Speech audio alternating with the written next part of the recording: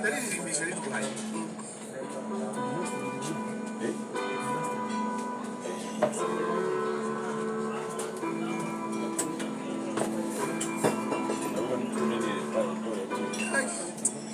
Naratwikaga. Ese genda narwaye. I can never on my own, 'cause I won't ever heal from this pain. I can never.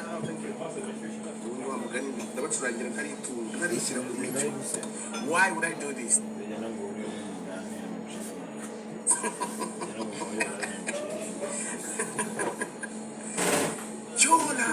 Yola. Shanda nagiye mu Bwongereza amakubitanira n'agakonje kahita kampura ntikaboneke. Namumenyesha ko agacurane mfite ngakisha London. I can never do on my own, 'cause I won't ever heal from this pain. I can never do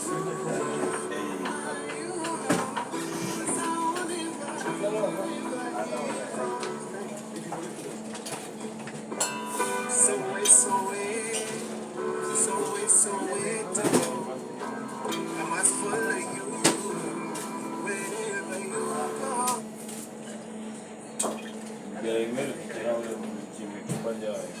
So wait, I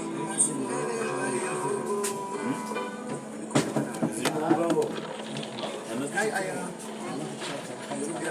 Oh, yeah, no, you're so good. And this is my daughter.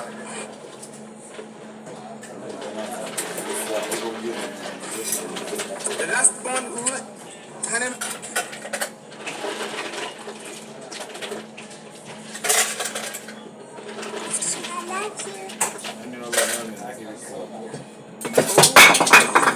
Thank you.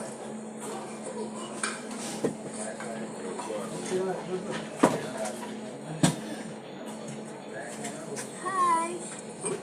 What else?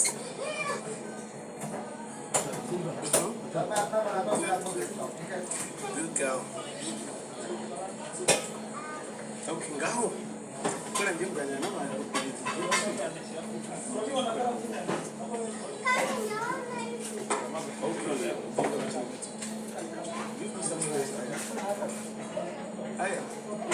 Give me something.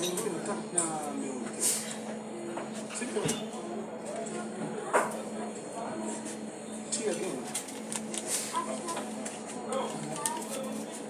You don't need to say T or D. No, you don't need to say T. After T. It's T, not T. All right.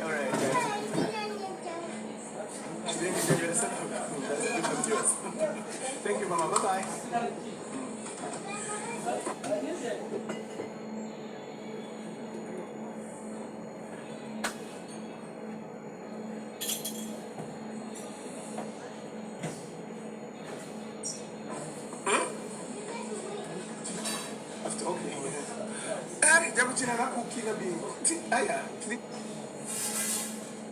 Go.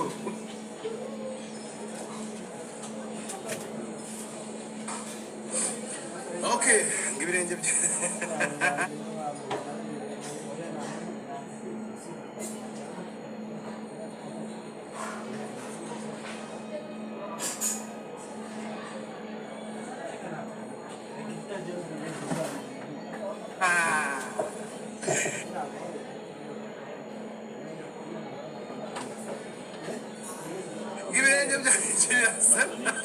So, narindi hano kugira ndi kumwe na Uncle Dylan. Hanyuma mbasha gusubira.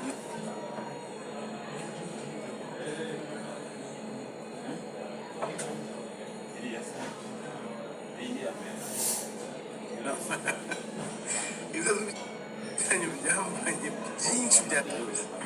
Urangiriza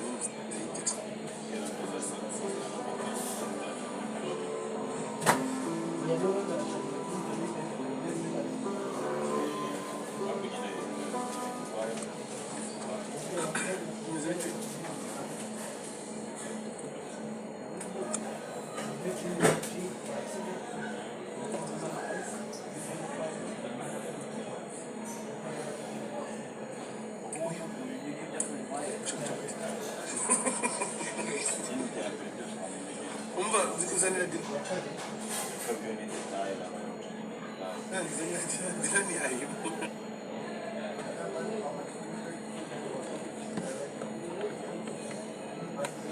yayirya yera gukora dance challenge ya Soweto kuri so ya mama like lyrics radio ndi home niyo nabandira nzikwiye tugende tuyira mu guru kumanyire mumfashe aya ntagaruke mumfashe aya ntagaruke murakoze so hari ibibazo ugiye kubera kubyo babajije yego reka mbaryo duheraho ibiturazo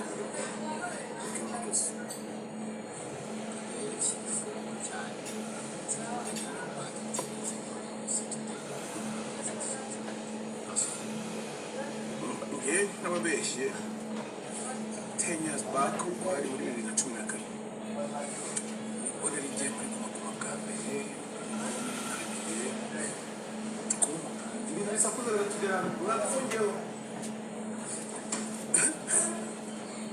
bisha mwihangane ko urumva imyaka 10 ishize 2014 nibwo nari ngiye muri kumakuru bwa mbere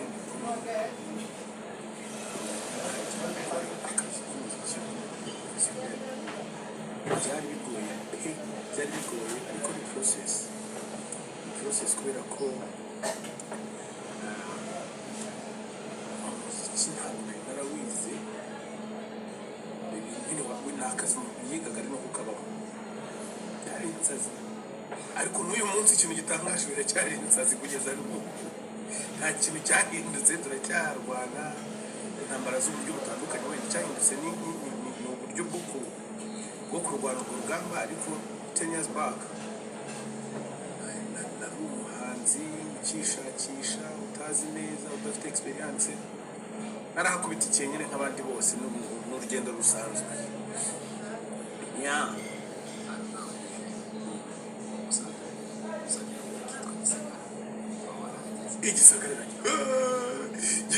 Gisagara twagiyeyo gushaka wa mama waririye ngo ngaba abakobwa bafite ubushyuhe n'abasore bafite ubushyuhe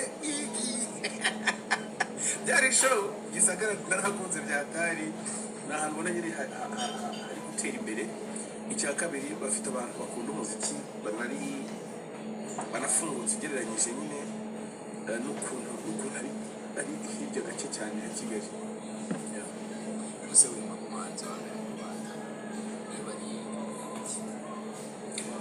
Impamvu nyumva nk'umuhanzi wa mbere nibyo kuko nyumva nk'umuhanzi wa mbere mu Rwanda kubera yuko afite izadufasha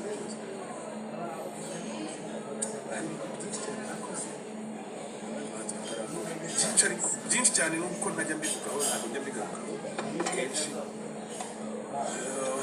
Icya mbere niba ninjye muhanzi mu Rwanda wenyine wagiye muri studio nanjye muhanzi nyarwanda wenyine wakoze indirimbo nyinshi zikamenyekana. Nanjye muhanzi ufite iki gikombe cya Trace Awards. Ni nanjye muhanzi nyarwanda njyenyine ubu ndi gushakisha uduhigo ngenda mbona turi random ibyo ntabasha kwiga. Njye muhanzi nyarwanda njyenyine wagiye muri Good in America. Hari impamvu nyinshi cyane zatuma niyumva nk'umuhanzi wa mbere mu Rwanda, ariko kuba umuhanzi wa mbere w'umunyarwanda ntabwo bingira abandi cyangwa se oya. Ni nayo mpamvu ari njye muhanzi nyarwanda njyenyine wazanye imisoro na element kugira ngo I do this for urukundo mfitiye umuziki wacu. Mbikorera igihugu, mbikorera abantu banjye, mbikora kuko mbikunda, kandi ibyo ntibingira ku mutima wanjye. Ntabwo mbyibuka gutya nyine ngo bibajije sindi umuntu wagera imbere nyine ngo murabizi noneho muranapfisha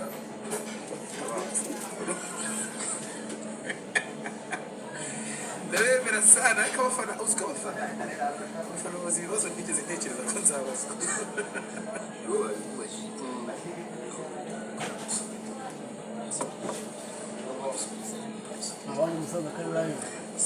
So wait till to be honest with you, akunda umuziki nyarwanda nanakora ibyo nshoboye byose kugira ngo uba danje. Ntekereza ko gusohora indirimbo nari nsanzwe mbikoramo, iyo njya gusohora niko maze gusohora nyinshi cyane ariko ntabyo nakoze. Impamvu namenye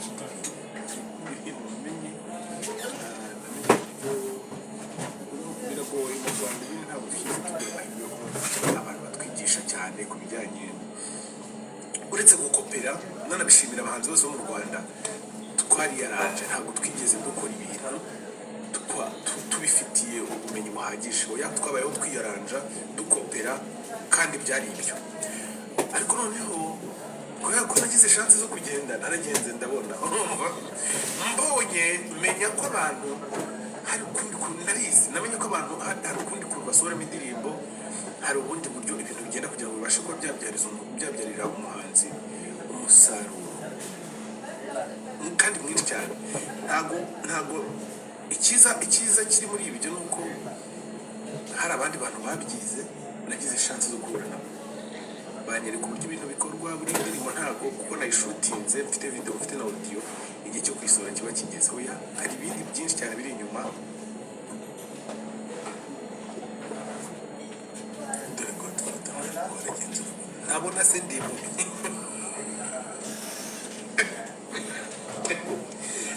ubaraje mo nta kintu urumva. Business y'umuziki ikaba yabyarira umuhanzi umusaruro. Murabona ko nyine tunagenda dukura tukagira imiryango. Impamvu banyuzamo n'abana ngo batere peace gutyo kwaje no kugira ngo mubone ko ibi bintu atari ukwinezeza. Ibintu dukora kuri mwebwe, ku bafana, ku bakunzi bacu, niho mu byumva iyo murangije akandi kazi, ariko twe nibyo bidutunze. So igihe kizagera tuvemo, igihe kizagera dusaze dupfe, ibyo bintu kuko bizakomeza gutunga abantu bacu. Rero byansabye kwifatira agasomo gato gutya kwaje ndagenda ndiga ndanamenya uko nshobora gukora ibihangano byanjye bikambyarira umusaruro. Nigeze no kwivuga mbere ndababwira nti impamvu najya nsohora album nuko mbona album hano mu Rwanda zihomba. Ubundi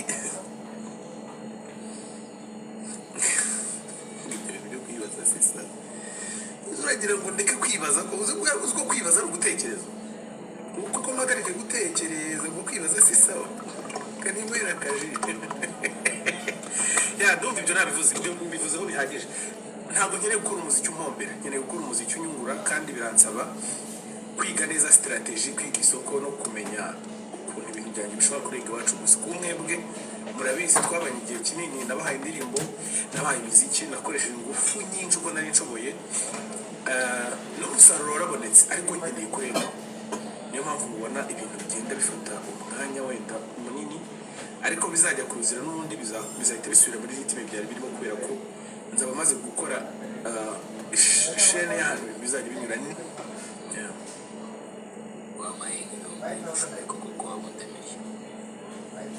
wowe n'ibintu usomye gusoma. Okay, njyamo abantu amafaranga ariko ntabwo nyabaha muri uko buryo. Kandi amafaranga ni menshi. Agacumi na ubu umuntu kereke tubaye turi kuvugana nkamubaza imyaka afite, nkanamubaza ikintu agiye gukoresha amafaranga. Nyagoye ukayungura umugi twajinde boji 22 n'umusani.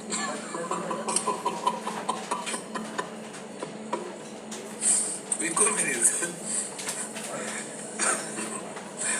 Jire woji either acuruza imyenda cyangwa n'umuhanzi cyangwa n'umukwaferi. None ngiye muri Nigeria bana ubushuti gasoweto nababwira ko mbamera nyine ko nkeneye azi umukobwa wanjye ariwe n'ubundi wa mubebi twe tugira wa monita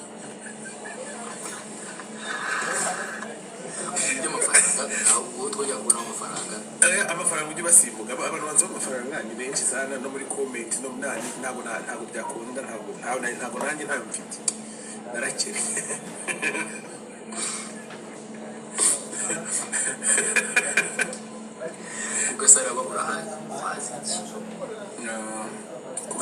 ndahazi ni mu nzira iva ku kigo ijya i Remera ahantu gutyo hagati y'abishuri ryitwa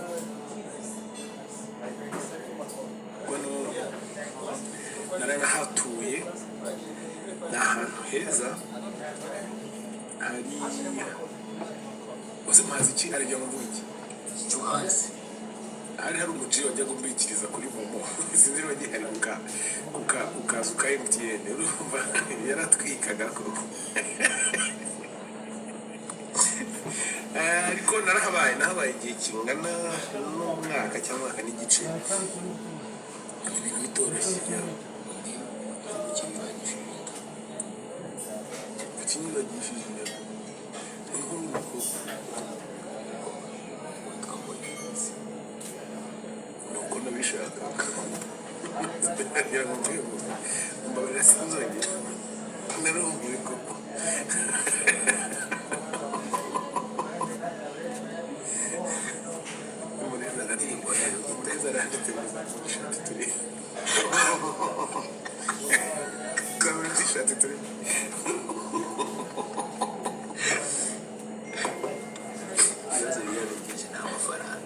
amafaranga yari abantu bari kuyasaba cyane ntahari ngo hawuda zituma tuyitora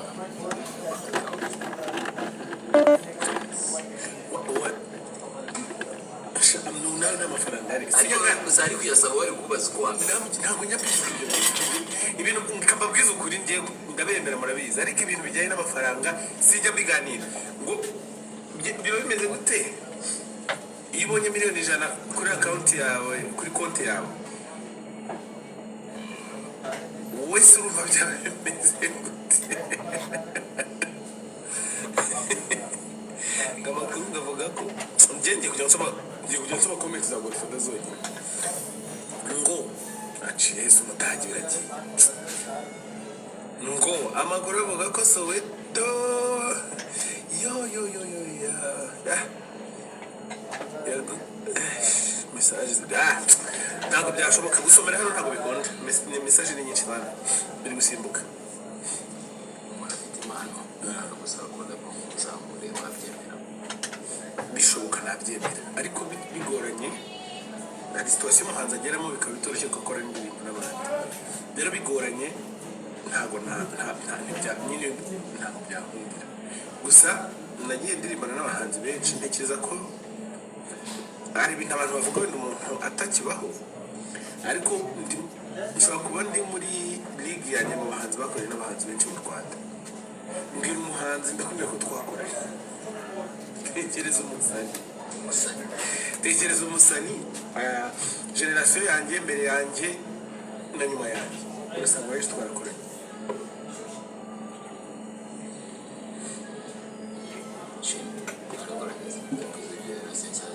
shimi ntabwo twakoranye none ubu ndi kubona nk'agakomenti nkumva nagasoma bigahita byiruka me kimugira akanyabugura filime isobanura ikinyarwanda nivuga ko yaruka turashwana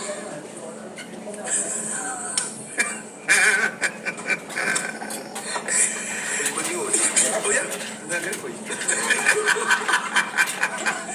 arabajije ngo ariko ujya uvuga cyane mani ubanza mu Rwanda utari kumva ibibazo kuvuga ese bigira akanyabugura filime isobanura ikinyarwanda igisubizo cyanjye avuga ngo nivuga ko yaruka turashwana rero ngo navuga yego mu rwego rwo kubana n'abandi amahoro n'uyu muhanzi hano mu Rwanda ubona afite impano idasanzwe mu kwandika umuhanzi uzi kwandika indirimbo neza mu Rwanda new generation ni ishwebe ibyo Chris yavuze kuri Soweto ufata urabizi yavuze ngo iki ntabwo business ariko none ikindi uko yarebeye gusora ntabwo bigiye gusora ngo nta kibazo biteye. Shout out to Sax Barista, my guy, the producer. Wakoze Soweto element agiye gusora indirimbo nanjye gusora indirimbo ariko ibintu nzabisobanura ngeze ryari wewe mu indirimbo imwe munsi ugashira wowe uri kutureba uzumva iyo kamere niyanjye ugenda uyumve nta kintu na kimwe byahindura. Ni ukuvuga ngo umuhanzi yasohoye indirimbo n'undi agasohora indirimbo nta bintu bikomeye biba bibaye kubera ko amatwi y'umuntu ntabwo yakumva indirimbo amasaha